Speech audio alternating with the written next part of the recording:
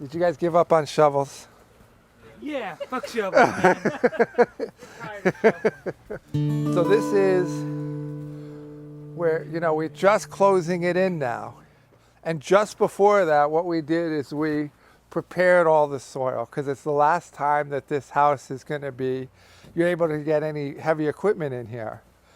Because we're no-till, we don't have openings for big tractors. We don't even have a way for a BCS to get in here without lifting it up. And you can see that when we're discussing doors and keeping out voles. So now is the time to get it prepared.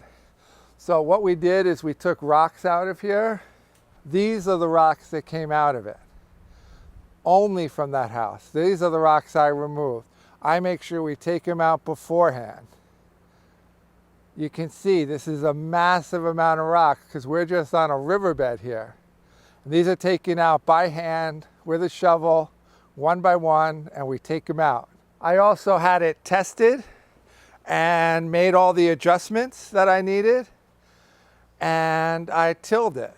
It's the only time the tiller comes out at Neversink Farm is brand new land. We want to put in some peat, some amendments, get it to where we need it to be, make sure the soil's balanced, and that's all done before we close the house up.